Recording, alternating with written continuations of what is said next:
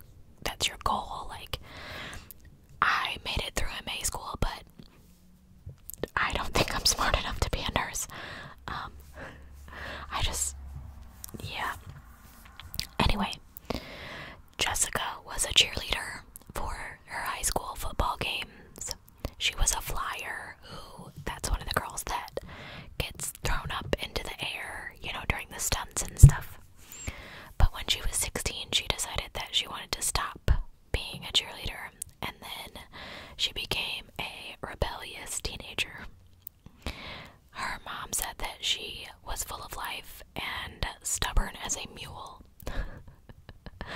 Her friend Taylor said that people loved to be around her because she just did the craziest things.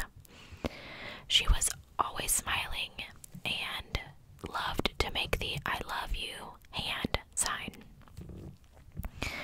So around 8 p.m. on December 6th of 2014, Jessica was 19 and she was found burning next to her car, which was also on fire. She suffered from burns on almost her entire body. I think it was like 93% of her body was covered in burns.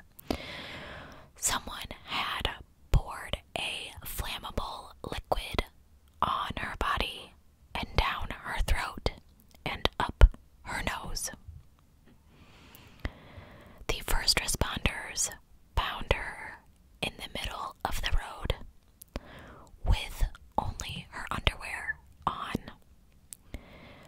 She was, I can't even. Her face was black, and 93% of her body, like I said, was covered in burns.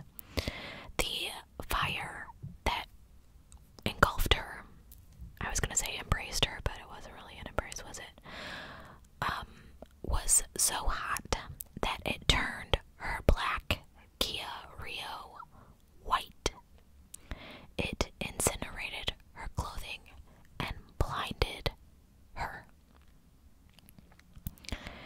Jessica did not pass away until the following morning as a result of her injuries.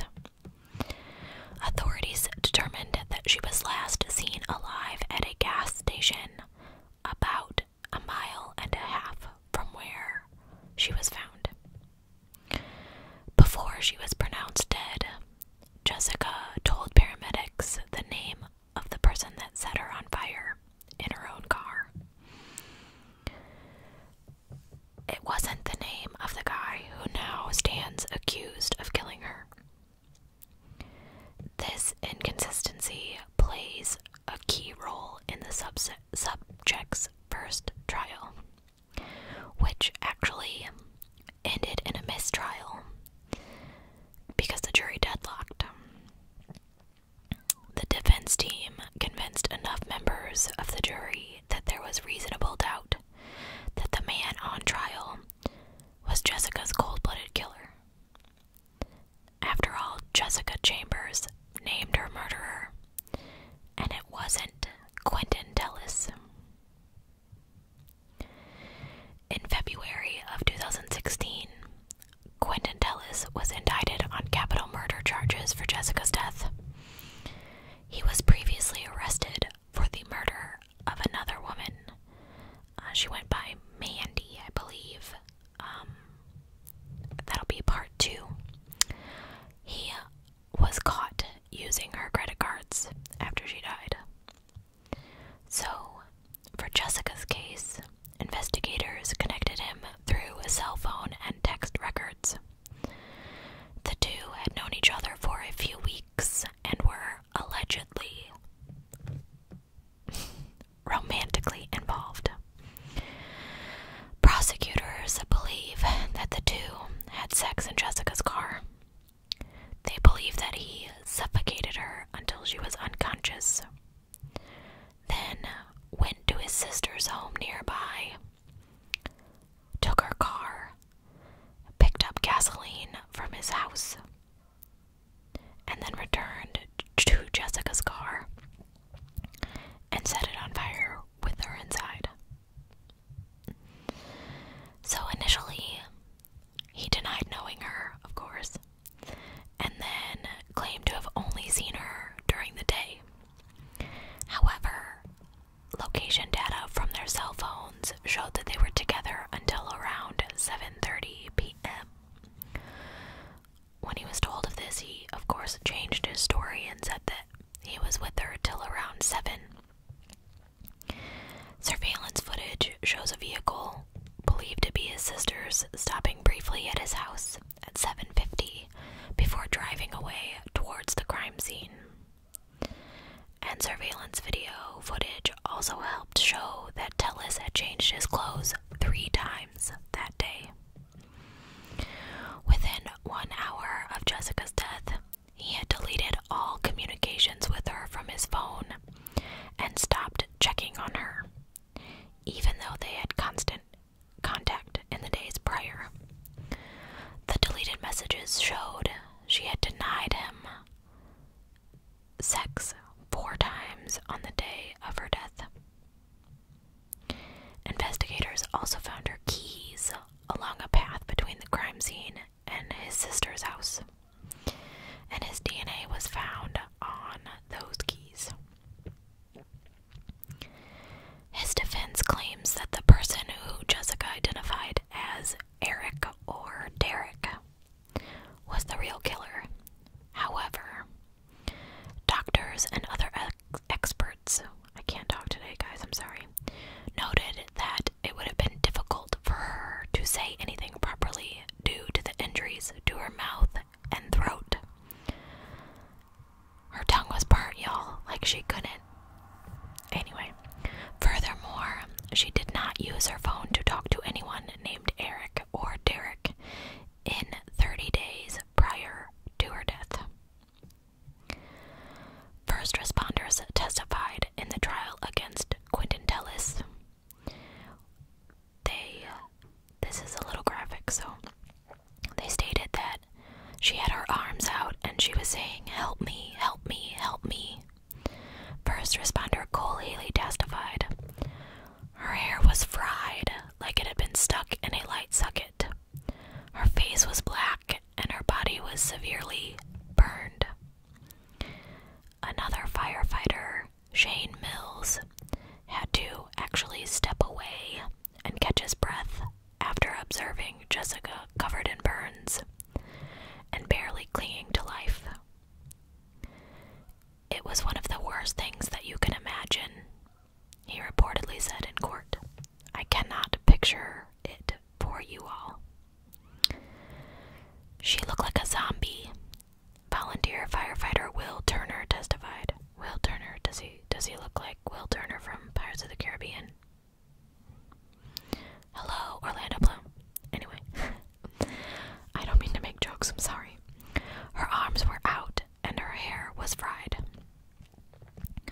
Will Turner also brought up a potentially significant detail in Jessica Chambers' murder case, one that actually received surprisingly little attention in the coverage of Tellis' murder trial.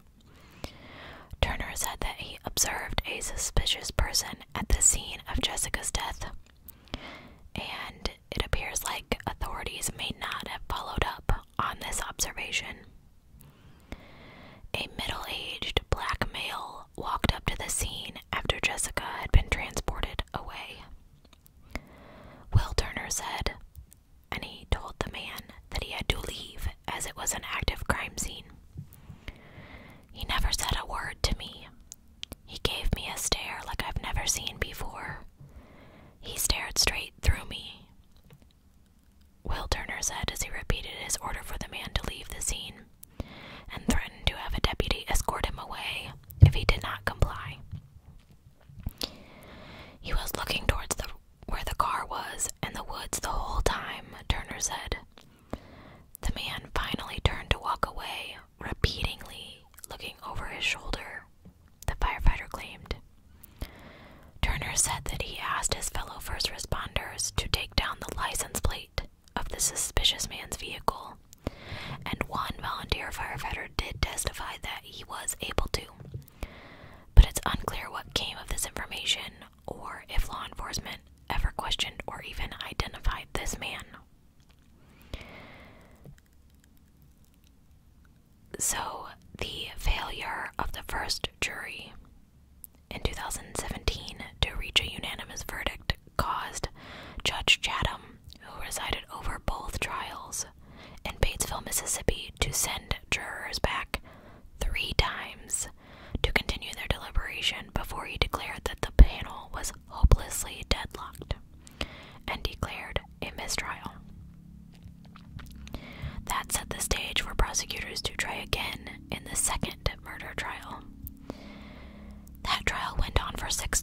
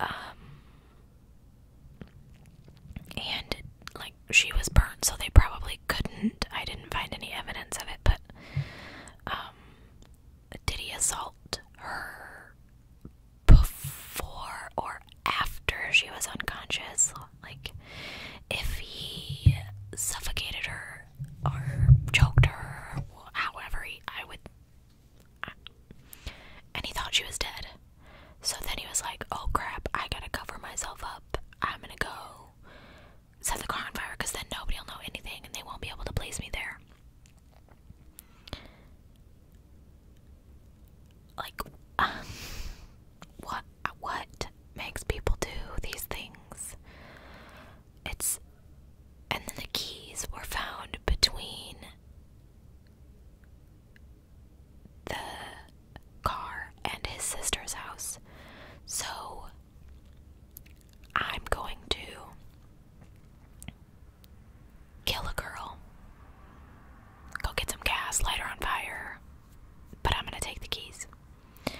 Maybe he took the keys thinking I might have to move the car when I get back, but then he was obviously rushing and dropped the keys.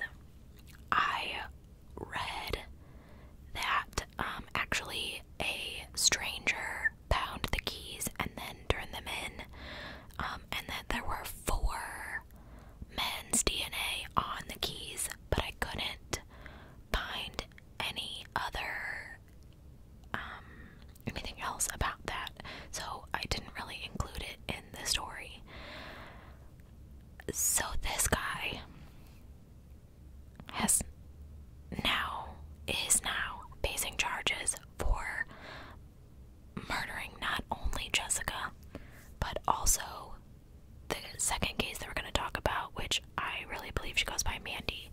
Her name is Ming, M-E-I-N-G, but I believe she goes by Mandy, but I'll talk about that in part 2. I just, like, the audacity of people to, I got away with it once, so now I'll do it again. And the second crime is, unfortunately, just as atrocious as this one. The fact that the accelerant was poured in her mouth and up her, so he must have, like, tilted her back and just, like, poured it in her face. Just, even if she had lived, what kind of life would, she was blind and then everything was damp, like, oh, that poor girl. She managed to get out of the car and stumble down the road begging for help. I picture my nieces and it breaks my heart. So that is part 1 of this case, and I will be posting part 2 shortly. I don't know if I'm going to post, like I said, I might do it the same day, I might do it the next day. I'm not really sure. That one's going to be a bit shorter. So, thanks for watching.